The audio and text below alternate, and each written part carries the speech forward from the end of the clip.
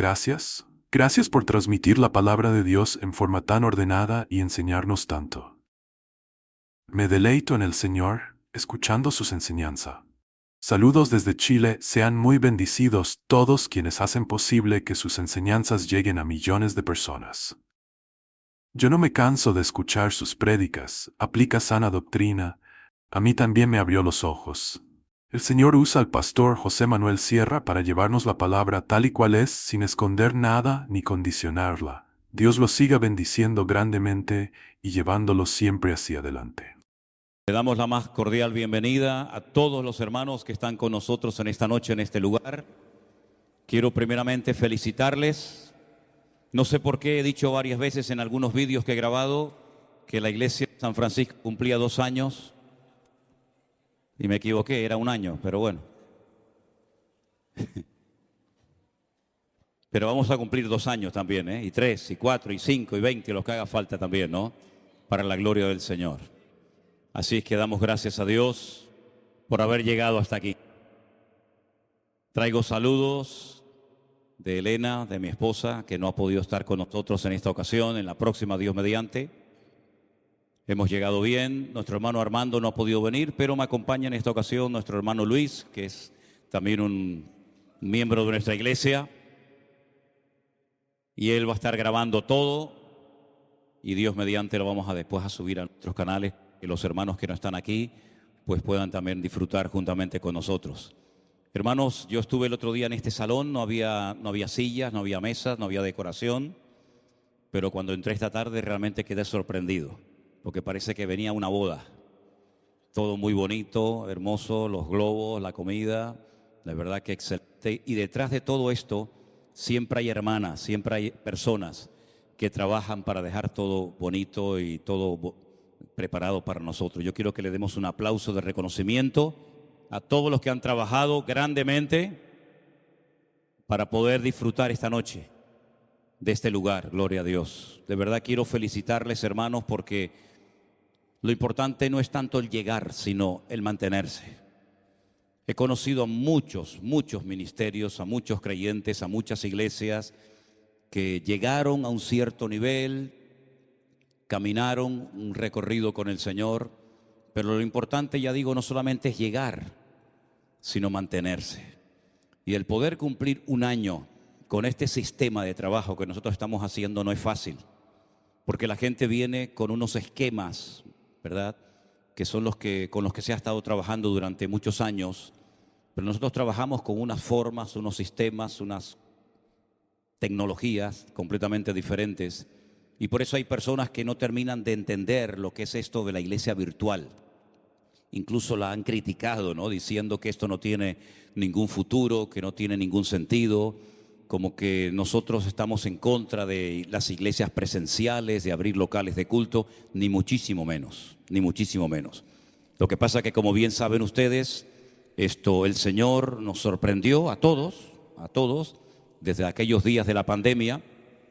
Y entonces es la forma como hemos estado trabajando, pero ustedes tienen que sentirse honrados y privilegiados de poder tener un lugar de culto donde pueden reunirse, aunque sea por lo menos los domingos, ¿verdad? ¿A cuántos hermanos les gustaría poder tener un lugar de culto, un lugar donde poder congregarse y no tienen esa posibilidad, no tienen ese privilegio, pero ustedes lo tienen? Y yo quiero también dar gracias públicamente a nuestro hermano Jeremías, a su esposa, a todo su equipo de trabajo, porque, bueno, nosotros predicamos y viajamos y hacemos lo que podemos, pero gracias a Dios que aquí hay hermanos que atienden a la gente nueva, que atienden a los convertidos, personas a las cuales pueden recurrir en un momento determinado que necesitan ayuda, consejería, oración. Y yo quiero reconocerlos públicamente a ellos porque el trabajo que están haciendo es excelente. Y quiero que le demos un fuerte aplauso a nuestro hermano Jeremías, a Jessica, a todo el equipo. Y gracias, de verdad, de todo corazón, gracias.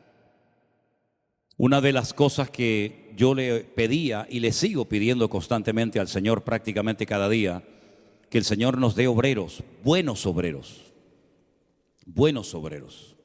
porque en la iglesia yo estoy totalmente en contra de hacer experimentos. La iglesia no es un laboratorio donde, bueno, vamos a hacer esto a ver qué tal sale, y si sale mal, Si sale mal, ya hay gente herida, gente lastimada, y ya tenemos demasiada gente herida y lastimada entre nosotros como para seguir hiriéndolos más todavía, ¿verdad? La iglesia virtual ha sido un hospital, ha sido un bálsamo, ¿verdad? Un oasis en medio del desierto para muchas personas que hacía años que no querían congregarse. Tenemos casos de hermanos que han estado 10, 12, 15 y hasta 20 años sin pisar una iglesia evangélica, bueno, por distintos motivos, ¿verdad?, que todos sabemos. Por lo tanto, yo siempre oro para que el Señor nos dé buenos obreros. Y no es fácil a veces encontrar buenos obreros, gente que esté dispuesta, gente que esté con un corazón de siervo, ¿verdad? No con un corazón de dueño, de amo, sino con un corazón dispuesto a ayudar, dispuesto a sacrificarse. Porque estar en primera línea, hermanos, no es para mandar, no es para gobernar, no es para enseñorearnos de la grey, como dice la palabra, es para servir. Y el que no sirve, pues difícilmente va a poder soportar, porque en la obra del Señor, en nuestro mundo, en nuestro campo, digamos, cristiano evangélico, ustedes saben que nosotros somos muy particulares. Nosotros tenemos la tendencia siempre de ver siempre los defectos antes de las virtudes. Y usted sabe, hermano, no sé si aquí es igual, pero vengo de un país que todo se cuestiona, todo se critica, todo se analiza con lupa y puedes hacer 20 cosas buenas. Pero en el momento en el que hagas una pequeña equivocación, en el momento en el que hagas algo que no estaba tan bien, automáticamente todo el mundo se te tira encima. Y en la iglesia virtual no somos perfectos, ya lo sabemos, ¿no? Ya hemos llegado a esa conclusión hace tiempo, estamos aprendiendo. Pero el Señor nos da cada día de su gracia y de su sabiduría para que todo esto siga funcionando y para que todo esto siga adelante. Y damos gracias al Señor porque la salud espiritual de la iglesia virtual, de nuestro ministerio, gracias al Señor, está muy bien. Podemos mejorar. Claro que podemos mejorar y se pueden hacer más cosas, por supuesto que sí. Pero estamos aprendiendo, yo estoy aprendiendo. Créame, yo llevo 41 años ininterrumpidos sirviendo al Señor a tiempo completo. Pero ha sido desde hace 3 años aproximadamente, el tiempo de la pandemia, cuando he comenzado a aprender más cosas que en toda mi vida. Y he aprendido a veces de errores, porque nadie me enseñó cómo se organiza todo esto de una iglesia virtual, con obreros que no conocemos de nada, que le damos un voto de confianza para que puedan atender iglesias a la distancia, sin estar uno, digamos, de una forma presencial. Pero damos gracias al Señor que Dios nos ha guardado. Prueba de ello es que esta obra ya ha cumplido 1 año, ¿verdad? Y bueno, seguro que algunas personas habrán dicho, bueno, se podía haber hecho esto, se podía haber hecho lo otro, gente que a lo mejor se ha sentido, digamos, ofendida, pero lo importante es que captemos lo que el Señor quiere para estos tiempos. Yo tengo una carga, un cierto, digamos, temor en mi corazón, y es que creo que muchos creyentes todavía no han aprendido la lección de lo que el Señor nos comenzó a enseñar hace 3 años cuando nos confinaron y nos metieron dentro de nuestros hogares durante mucho tiempo. El mundo ha vuelto otra vez igual, sigue la gente provocando a Dios, los gobiernos, los políticos siguen provocando a Dios. Parece como que no hemos aprendido nada. Cuando sucedieron las tragedias de las Torres Gemelas, dice que se llenaron un montón de iglesias, de gente orando, pidiendo perdón, buscando al Señor, y luego volvieron otra vez a lo mismo. En los días de la pandemia, en los días del confinamiento, exactamente igual. La gente comenzó a buscar a Dios, a leer la Biblia, había un temor que va a pasar en el mundo, se van a ver un montón de muertos, etcétera. Y había un cierto respeto. Parece como que todo eso se ha ido diluyendo en muchas vidas. Y entonces saben lo que va a ocurrir, que van a tener que seguir viniendo cosas peores, y van a venir cosas peores. Y la iglesia va a ser sacudida de una forma tremenda.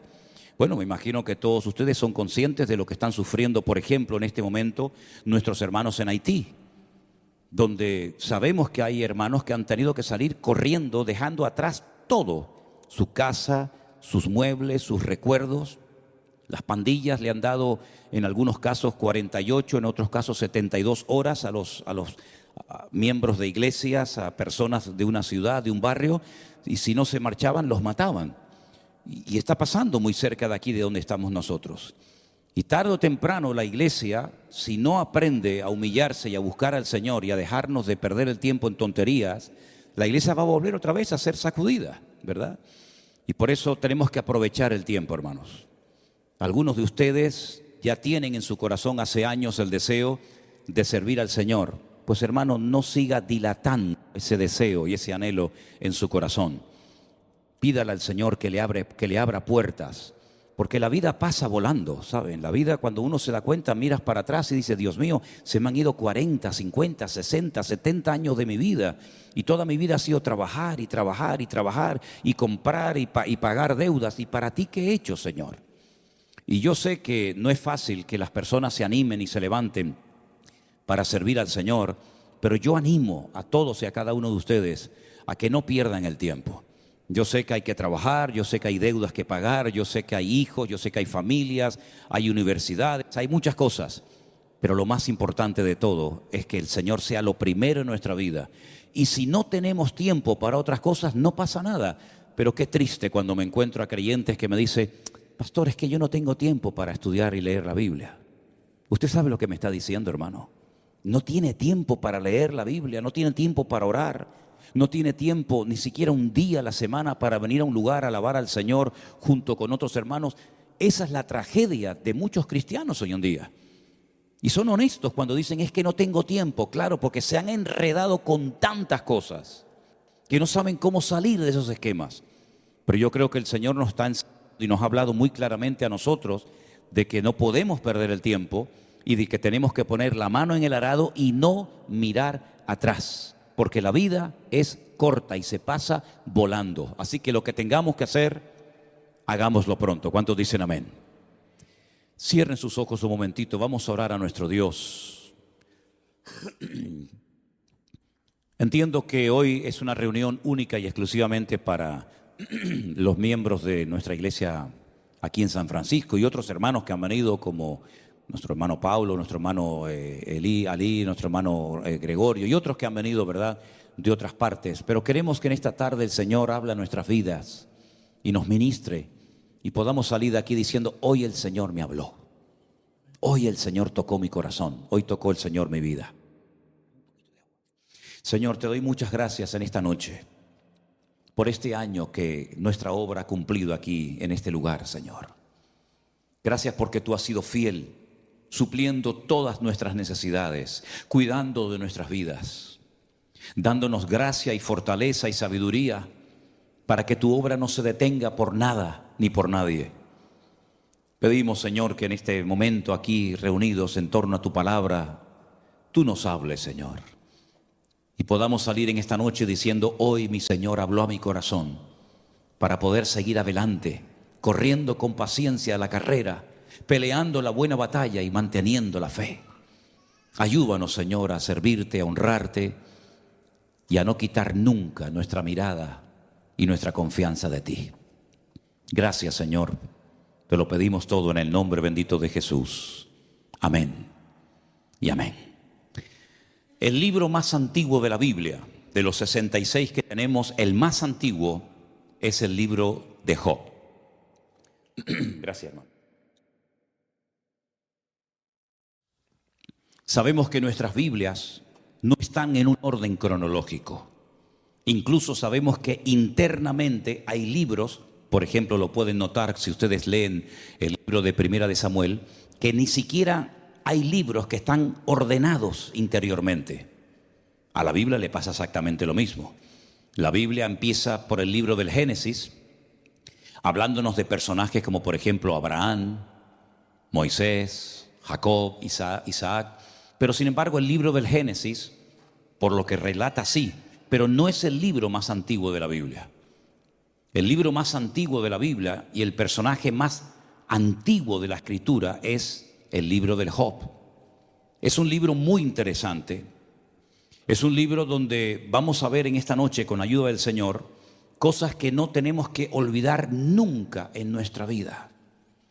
En el capítulo 1 voy a estar leyendo algunos versículos y después vamos a estar compartiendo grandes y profundas enseñanzas de este extraordinario libro. El capítulo 1 comienza diciéndonos lo siguiente: hubo en la tierra de Uz un varón llamado Job. Este era un hombre perfecto. Si le choca la palabra perfecto, ponga la palabra completo, que es la palabra que realmente debería haberse traducido. Un hombre que era completo, era recto delante de Dios, temeroso de Dios, apartado del mal. Le habían nacido 7 hijos y 3 hijas, en total 10. Su hacienda, su patrimonio, consistía en 7,000 ovejas, 3,000 camellos, 500 yuntas de bueyes, 500 asnas y muchísimos criados. Y era aquel varón más grande que todos los orientales.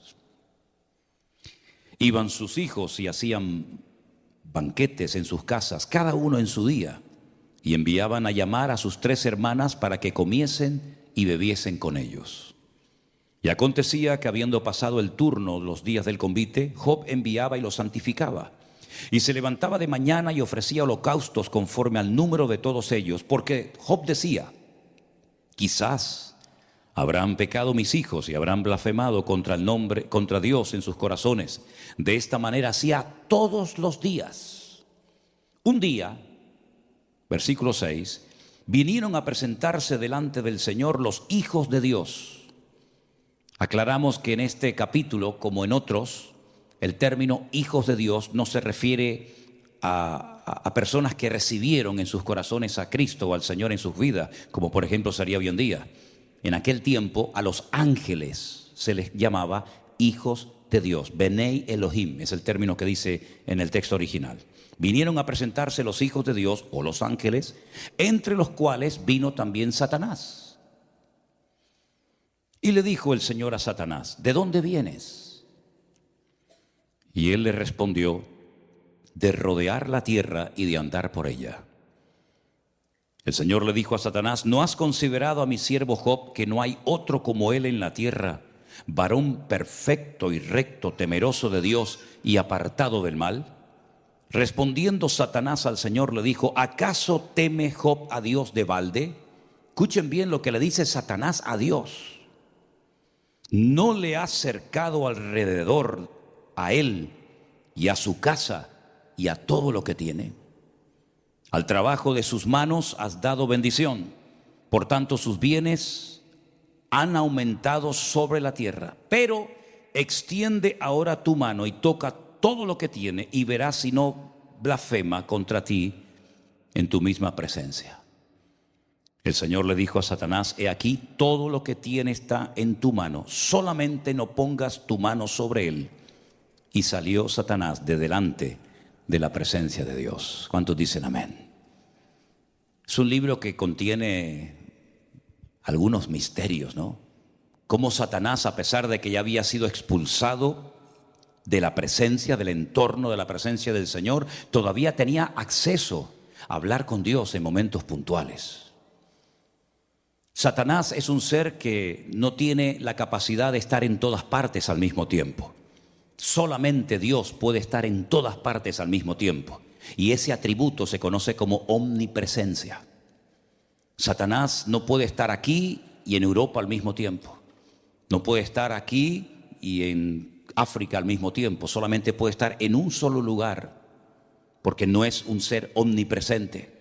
Tampoco puede hacer todo lo que quiera, porque el único que tiene todo el poder y no conoce ningún tipo de limitaciones, ni de tiempo, ni de espacio, ni de ninguna otra índole, es nuestro Dios.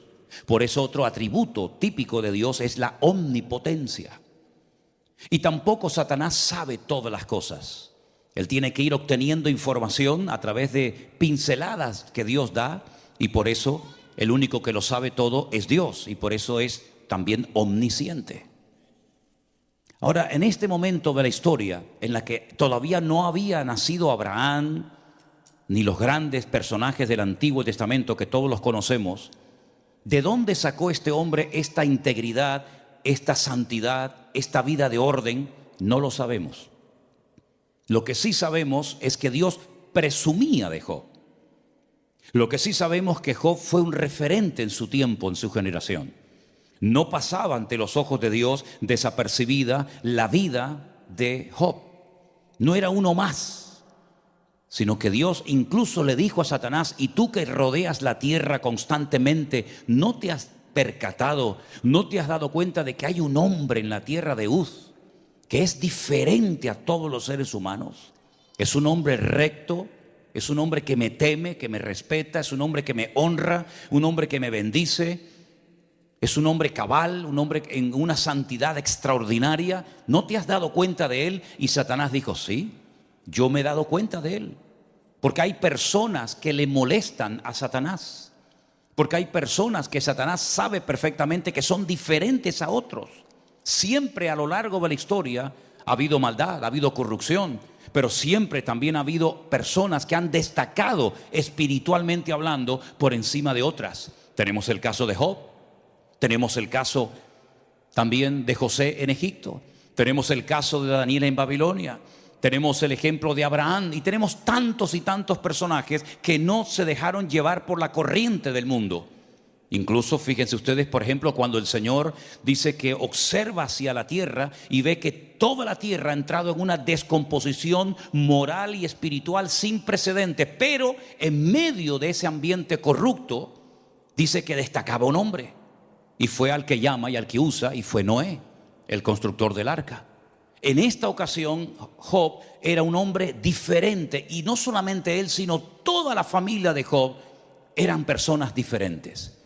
Sus 10 hijos, los 7 varones y las 3 hembras, había armonía entre ellos, no eran hermanos peleados, no estaban enfrentados, no discutían, no peleaban, sino que había una alegría constante y permanente.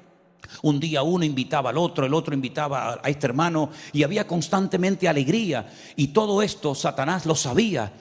Pero cuando el Señor le dice a Satanás, te has fijado en Job, ¿verdad? Cómo es diferente, cómo es un hombre próspero, un hombre bendecido. Satanás le dice, claro, pero ¿cómo no lo va a hacer si tú lo tienes cercado?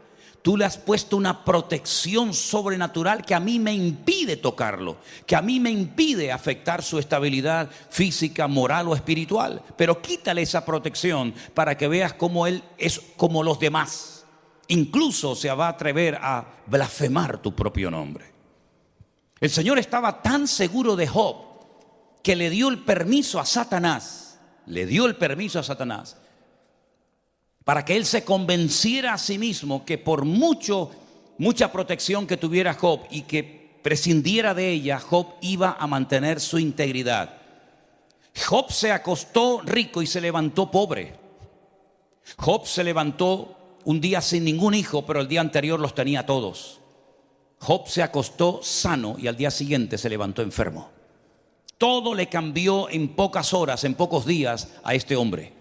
Perdió a sus 10 hijos, perdió su matrimonio, perdió su salud, perdió miles de camellos, miles de bueyes, miles de ovejas, miles de asnas. Todos los criados los perdió, sus propiedades las desaparecieron, pero nunca blasfemó contra Dios. Ahora, si nos damos cuenta en el libro de Job, hay cosas que a mí personalmente me llaman mucho la atención. Porque la pregunta que salta cuando leemos las páginas de Job es, ¿por qué Dios permitió que sufriera tanto este hombre? Los sufrimientos de Job fueron tan espantosos que dice que él tenía 3 amigos que vivían en 3 regiones diferentes, que vinieron a visitarlo cuando se enteraron de sus desgracias, y cuando lo vieron dice que no lo reconocieron. Estaba tan cambiado, tan envejecido, tan destruido, que dice que se sentaron con él durante una semana y no fueron capaces de decirle ni una sola palabra. Nunca habían visto a un hombre con tanto dolor, con tanto sufrimiento, tan destruido como este hombre. Al poco tiempo, cuando empiezan a abrir sus bocas, más que para consolarlo, vinieron para condenarlo, porque hay gente que siempre van a venir para condenarte y echarte un jarro de agua fría encima, porque relacionan el sufrimiento con el pecado. Y es verdad que a veces por pecar sufrimos cosas que podíamos habernos evitado. Por supuesto que sí.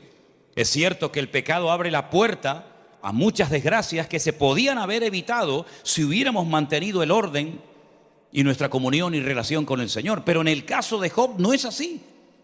Esa regla aquí se rompe.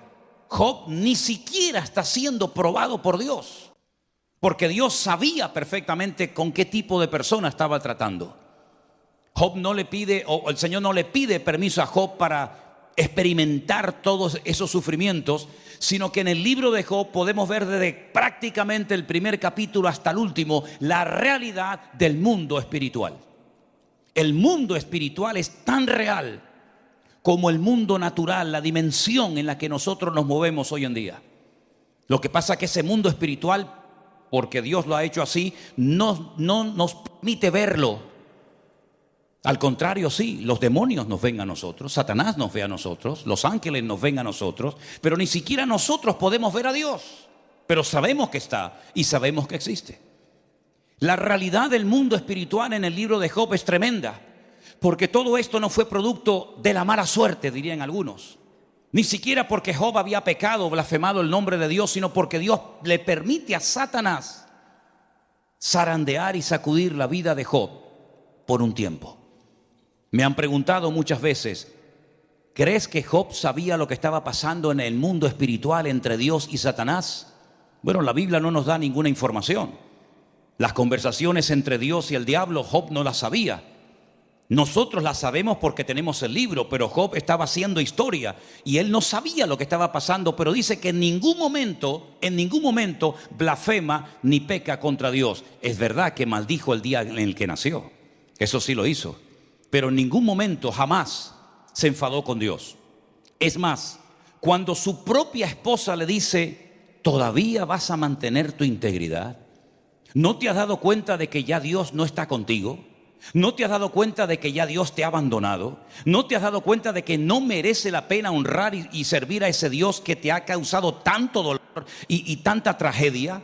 Maldice a Dios y muérete ya de una vez. Le desea a su propia esposa la muerte y lo tienta, lo incita a que se rebele contra su Dios. Y entonces es cuando él le dice, como cualquier mujer insensata, has hablado. ¿Recibiremos solamente el bien de parte de Dios y el mal no lo recibiremos? Él no se queja en ningún momento contra el Señor, porque él dice en el capítulo 1, verso 21, desnudo salí del vientre de mi madre y desnudo volveré. Dios dio y Dios quitó. Sea el nombre de Dios bendito. ¿De dónde sacaba fuerzas este hombre? ¿Cómo fue capaz de aguantar tantas penurias y sufrimientos este hombre? ¿Era una especie de superhombre, una especie de Superman? ¿Un hombre que lo pierde todo? ¿Un hombre que se queda sin nada?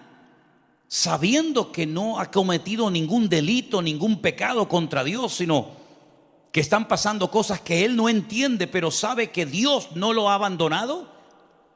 Porque en el libro de Job se pierde todo menos la presencia y la fidelidad de nuestro Dios. Porque en la vida podremos perder muchas cosas. Podremos enterrar hijos, esposas, maridos. Podremos perder el trabajo, podremos perder la salud, podremos perder tantas cosas, pero nunca perderemos la presencia del Señor. Porque el Señor dijo, he aquí yo estoy con vosotros todos los días hasta el fin del mundo. Es verdad que la vida de Job fue una vida extraordinaria, una vida maravillosa. A cualquiera de nosotros nos gustaría tener, aunque fuera el 10% de toda la bendición que Job tuvo antes de caer en esta penuria, en este calvario. Pero queridos hermanos, Job sabía perfectamente que Dios tenía todo el derecho de probarlo y de permitir cosas que ninguna mente humana jamás sería capaz de entender y de explicar teológicamente lo que aquí está pasando. Pero este hombre sabía perfectamente que todo estaba bajo el control de Dios. Y lo que me llama la atención es que él nunca leyó la Biblia. Ni una sola letra de la Biblia se había escrito en la época de Job. Nunca leyó la Biblia. No tuvo ni un capítulo de la Biblia, ni un salmo, nada. Nunca tuvo un pastor. Nunca fue a ningún culto. No existían las iglesias, no existía el pueblo de Israel. No había la ley de Moisés. No estaban los sacerdotes. Pero tenía una comunión con Dios tan espectacular que él sabía lo que se podía hacer y lo que nunca se debía de hacer. Job sabía perfectamente que Dios iba a estar con él en medio de aquellos sufrimientos terribles. Fíjense hasta qué punto el libro de Job es tremendo cuando tú ves a un hombre bendecido, un hombre prosperado, un hombre íntegro, un hombre temeroso de Dios, y lo ves de repente tan mal que algunos rabinos judíos en Israel dicen que el libro de Job no es la vida de un hombre, sino es una metáfora donde se emplea el nombre Job y Job, ¿no? Pero realmente lo que el libro está describiendo son los sufrimientos por los que pasaría el pueblo de Israel a lo largo de la historia de la humanidad, porque no aceptan, no se les mete en la cabeza que un hombre íntegro y un hombre santo y un hombre como Job fuera capaz de sufrir semejantes calamidades. Pero Dios tiene el derecho o no de hacer en nuestra vida lo que Él quiera, hermano. ¿Puede llevarnos el Señor a lugares donde no queremos ir? Por supuesto que sí. Todos y cada uno de nosotros tenemos que partir de la base de que nuestra vida está en las manos del Señor. Y Él puede permitir en momentos puntuales de la vida situaciones con las cuales tal vez no estamos de acuerdo, que nos hacen llorar, que nos hacen sufrir, no porque hayamos cometido un pecado, sino porque Dios simplemente ha decidido hacernos pasar por esa experiencia, pero que siempre de ella saldremos fortalecidos en el nombre del Señor. Job llegó a decir un día esa famosa frase que tantas veces la hemos dicho: aunque mi Dios me mate, lo seguiré adorando, porque yo sé que mi Redentor está vivo. Es increíble. Aunque tú me mates y nunca más me vuelvas a prosperar, ni a bendecir, ni a levantar, aunque he perdido a mis hijos, he perdido mi matrimonio, he perdido mi patrimonio, he perdido mi salud, aunque tú me termines matando, yo no voy a dejar de adorarte, porque yo sé quién eres tú, mi Señor. Y yo no te sigo por lo que tú me das, sino yo te sigo por lo que tú eres. Y aunque nunca más me vuelvas a levantar y a bendecir mi vida, yo te seguiré adorando. Pero aún hay expresiones más profundas. Él llegó a decir: y aunque mi carne se deshaga y se rompa toda mi vida, yo sé que con mis ojos veré a mi Señor. Y él hace una referencia a la resurrección. Y repito, él nunca había leído la Biblia. Él no sabía nada de teología, pero él sabía que algún día, cuando él muriera, se iba a presentar delante de la presencia del juez justo de toda la tierra, y el Señor lo recompensaría, y todos aquellos sufrimientos pasarían a la historia, y él tendría un cuerpo glorificado y una vida nueva en el Señor.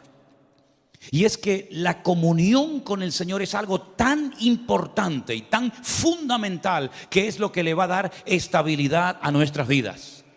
Usted puede leer mucho la Biblia y conocer muchos textos de la Biblia, pero si no los aplica, si no los interioriza y los lleva a la práctica, de nada le va a servir ese conocimiento.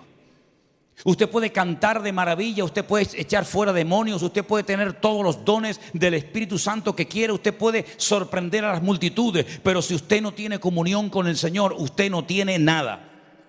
Es más, el Señor Jesucristo dijo que en aquel día, hablando del juicio en los últimos tiempos, muchos se presentarían delante de él, presentando sus grandes currículum, presentando sus grandes testimonios, diciendo: en tu nombre siempre yo hice maravillas, eché fuera demonios, levanté muertos, hice esto, profetizamos por aquí, predicamos por allá. Y el Señor dice: apartaos de mí, hacedores de maldad, porque nunca os conocí. En otras palabras, no es lo que hacemos lo que le sorprende o le toca el corazón al Señor, sino la actitud de nuestro corazón y el por qué lo hacemos. Eso es lo que agrada e impacta el corazón de Dios. Fíjense, por ejemplo, no me voy del tema, pero fíjense, por ejemplo, cuando aquel centurión, que no era ni judío, no era conocedor de la ley, cuando él sabe que el problema que tiene en el hogar, su religión, sus dioses, su autoridad militar no le sirven de nada. Y él tiene que recurrir a aquel carpintero de Galilea que no lo dejaban entrar a muchas sinagogas de Israel a predicar. Y amenazaban a la gente que si le seguían y se identificaban con él, serían también expulsados de las sinagogas. Él va al maestro y le dice: tengo un siervo gravemente atormentado y no soy digno de que entres bajo mi techo.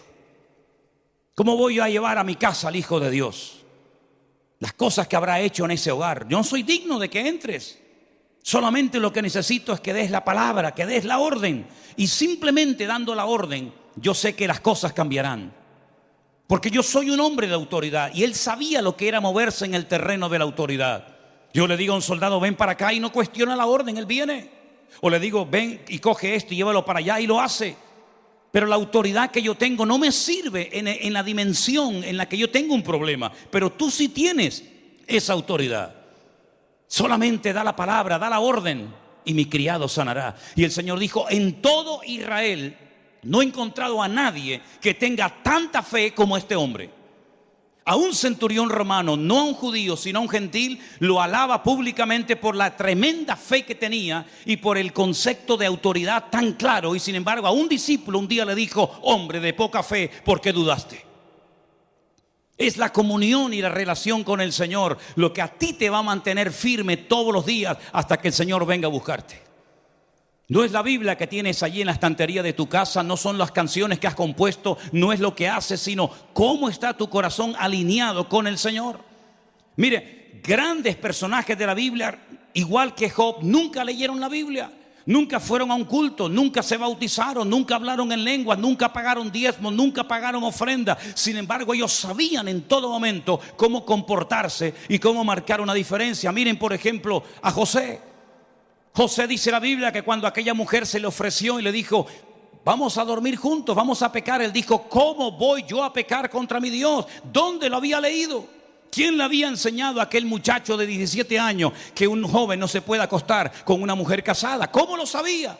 Si la Biblia aún no se había escrito, ni Moisés había escrito ninguno de los libros de la Biblia.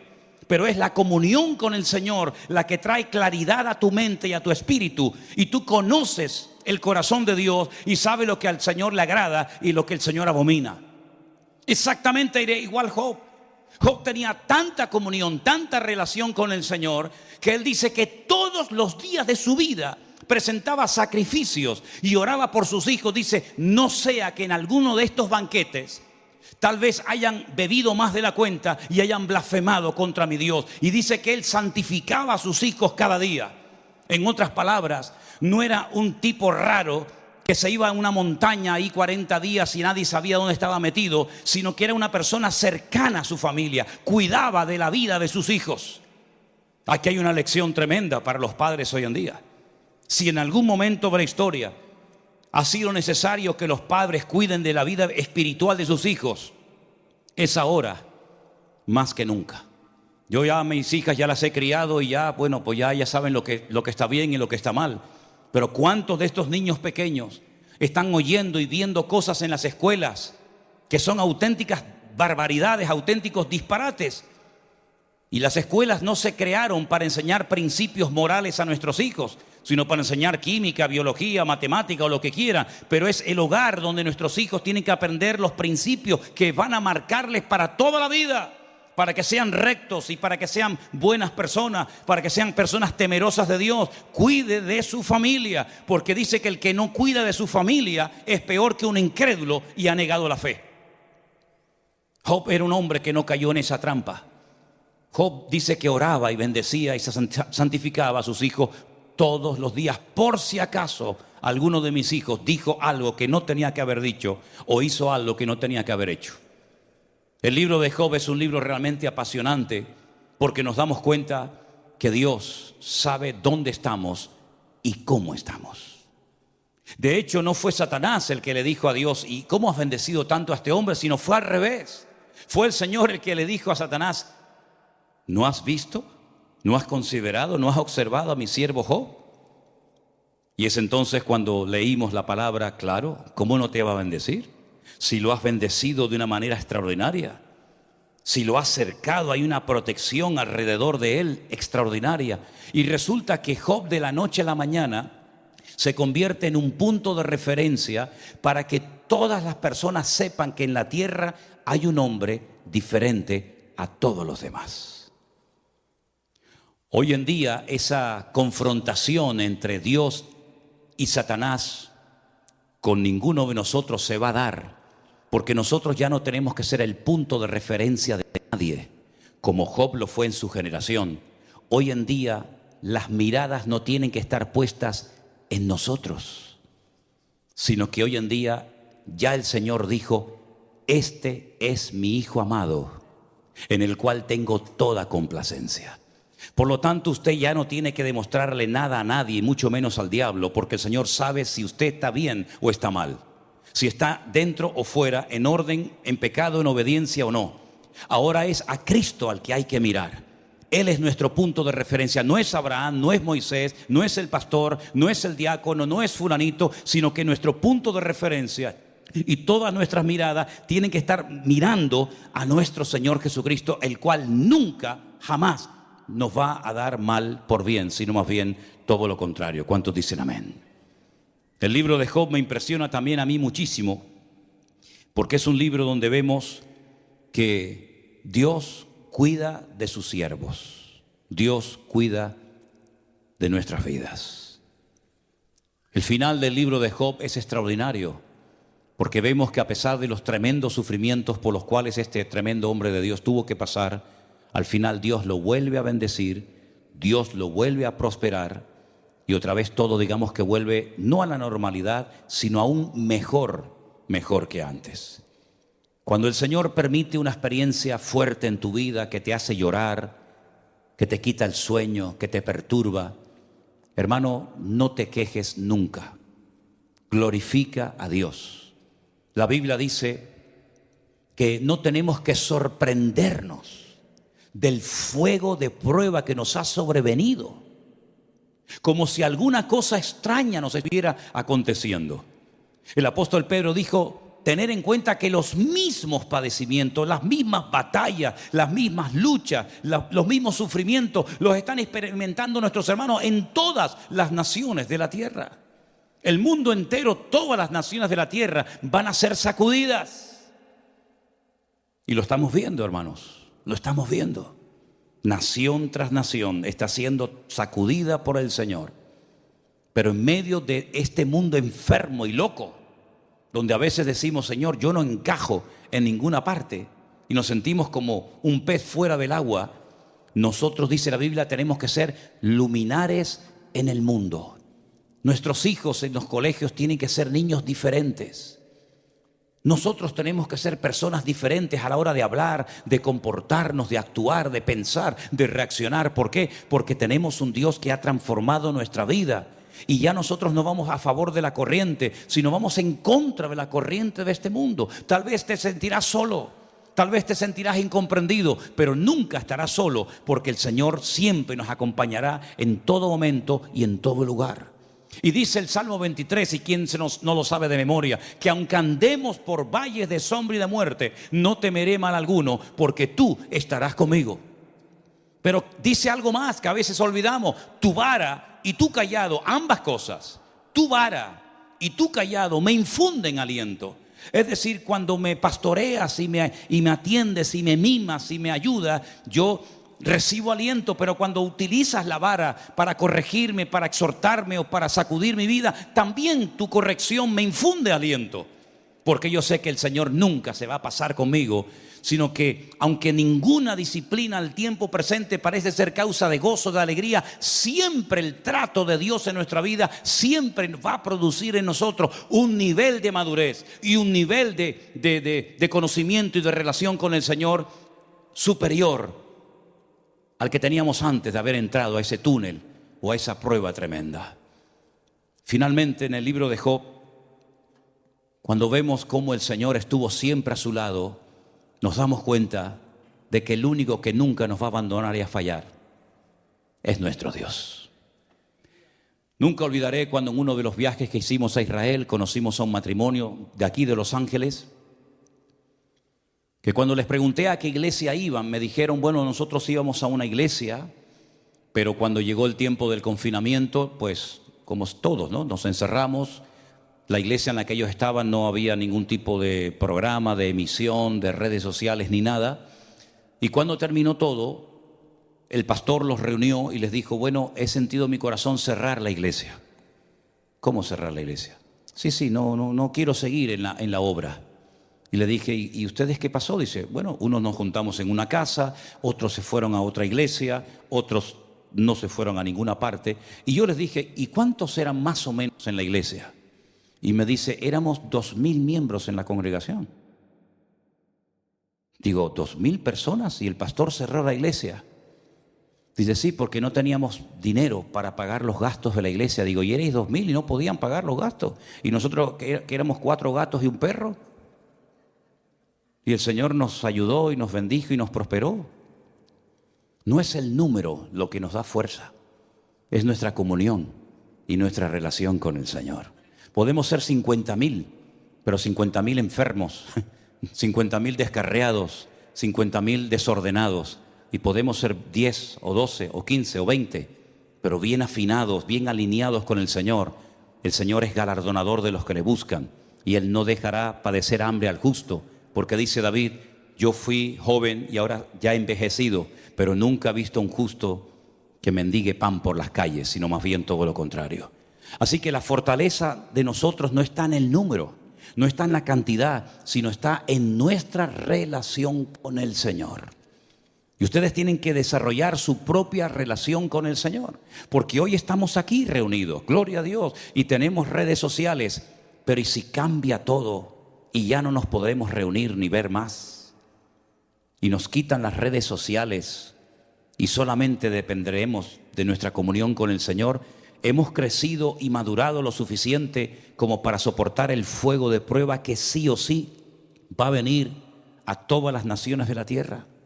Usted no puede depender de un pastor, usted no puede depender de un culto, usted no puede depender de una llamada, de una visita, de un WhatsApp, de un correo. Usted tiene que depender única y exclusivamente de la comunión con el Señor.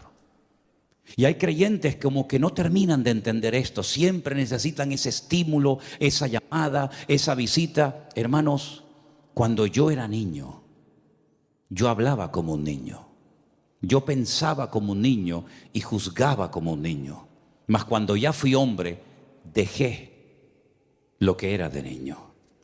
En otras palabras, Dios quiere que crezcamos y que maduremos. Y la única manera de no desanimarse nunca es no depender de nadie. No esperar nada de nadie, pero esperarlo todo de parte de nuestro Dios. Si usted espera algo y no lo recibe, probablemente se desanime y se deprima. Pero si usted no espera nada de nadie, pero usted solamente está conectado a la fuente, a nuestro Señor Jesucristo, usted no va a caer nunca, porque el Señor le va a guardar, le va a proteger y le va a ayudar todos los días de su vida. Le llamen o no le llamen, cuenten con usted o no lo llamen para nada. Usted sabe en quién ha creído, y los que estamos bien firmes y parados en Cristo podremos pasar por luchas, por pruebas, porque mayor es el que está en nosotros que el que viene contra nosotros. Y hermanos queridos, hasta aquí el Señor, podemos decir, nos ha ayudado. Amén. Hasta aquí el Señor nos ha ayudado, hasta aquí el Señor nos ha bendecido, pero todavía hay mucho camino por recorrer. Todavía hay tantas cosas que alcanzar. Todavía hay millones y millones y millones de almas, centenares de personas en el mundo entero que no han tenido el privilegio y la oportunidad que nosotros hemos tenido. Si es tiempo de oír, oigamos. Si es tiempo de hablar, hablemos. Si es tiempo de aprender, aprendamos. Y si es tiempo de compartir, compartimos. Pero aprovechemos toda oportunidad que se nos presente a lo largo de la vida, porque nosotros, yo creo que el Señor nos está usando en este último tiempo para poder orientar, para poder ayudar a tantas personas confundidas, pero que gracias al Señor, muchos de ellos hoy por hoy se han enamorado, se han conectado del Señor y se han enamorado de su palabra. Y eso es lo más bonito que ha sucedido en todo este tiempo. ¿Cuántos dicen amén? Cierre sus ojos un momentito, hermano. Gracias. Cierra tus ojos ahí donde estás. Y primeramente digamos, Señor, gracias porque hemos podido cumplir un año de vida. Gloria a Dios. Algo hemos aprendido, algo hemos caminado, pero Señor, también entendemos que tal vez en el futuro vendrán pruebas y luchas y dificultades, pero todo esto que hemos aprendido nos ha capacitado y nos ha ayudado a saber cómo afrontar los problemas y circunstancias de la vida. Y hermanos, si alguien aquí esta tarde entre nosotros está pasando por alguna dificultad matrimonial, económica, un problema de salud o de la índole que sea, no apartes tu mirada del Señor. El Señor no te ha abandonado, no se ha cansado de ti, no te ha cambiado por otro o por otra. El Señor tiene todo bajo su control. Y no es ningún pecado llorar, no es ningún pecado el sentirte tal vez un día triste y el tener que pedir oración a un hermano. Pero lo que sí queremos es que siempre nuestro corazón esté lleno de gratitud a nuestro Dios. Que siempre le digamos: yo sé en quién he creído. Yo sé que mi Dios está conmigo y nunca me vas a abandonar. Yo sé, Señor, aleluya, que tú eres mi referente y mi punto de referencia. Gracias, Señor, porque hasta aquí nos has bendecido, hasta aquí nos has ayudado. Gracias por todos los obreros. Gracias por todo el trabajo realizado. No hay palabras, Señor, para agradecerte tanta misericordia que has tenido. Oportunidades que nos has dado para aprender, para renovarnos, para crecer. Señor, en esta noche te decimos gracias, aleluya.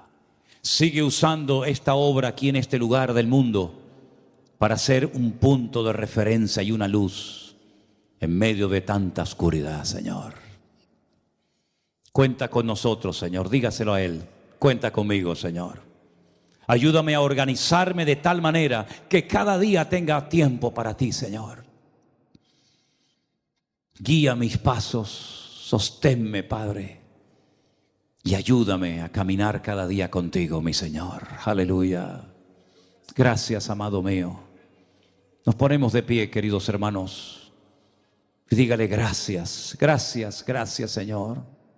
Dios Todopoderoso, te alabamos y te glorificamos a ti. Aleluya.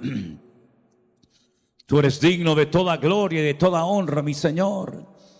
Gracias, Señor, porque tú nos has guiado, has abierto puertas grandes. Gloria a tu nombre, Jesús. Aleluya, aleluya. Te adoramos, Señor. Te adoramos, Señor. Gracias, mi amado Dios. Aleluya. Gracias, Señor. Vamos a cantarle. Rey de reyes, Señor de señores, admirable. Consejero, Dios fuerte, Manuel, Dios con nosotros. El Cordero que fue inmolado, eres digno de tomar el poder, las riquezas, la sabiduría, la fortaleza, la honra y la gloria y la alabanza por los siglos de los siglos. Amén. Vamos, hermano. Rey de reyes, Señor de señores, admirable. Gracias, mi Señor.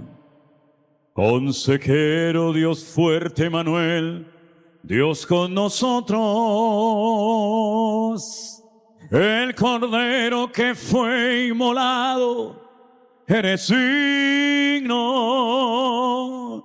de tomar el poder, las riquezas, la sabiduría, la fortaleza, la honra y la gloria y la alabanza por los siglos de los siglos. Amén. Vamos arriba. Amén. Rey de reyes, Señor de señores, admira. Consejero, Dios fuerte, Manuel, Dios con nosotros.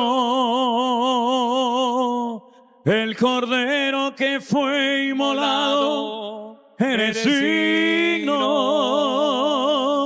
de tomar el poder, la riqueza, la sabiduría, la fortaleza, la honra y la gloria y la alabanza por los siglos de los siglos. Amén. Por los siglos de los siglos. Amén. Por los siglos de los siglos. Amén.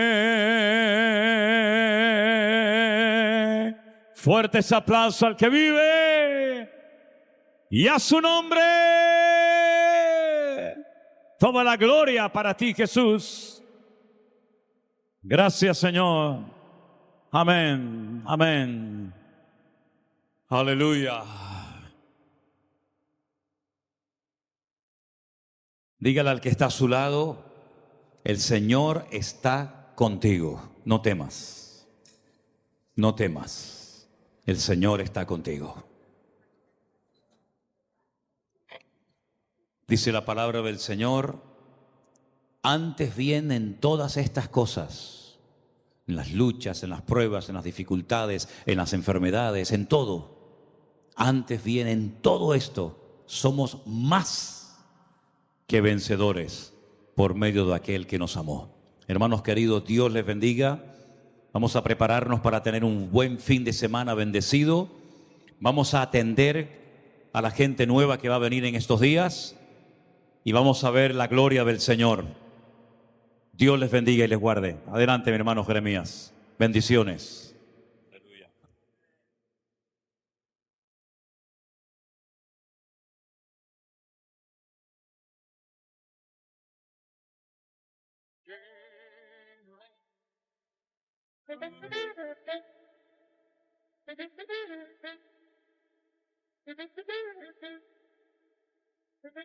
Viene roto el corazón de tanto sufrir y llorar.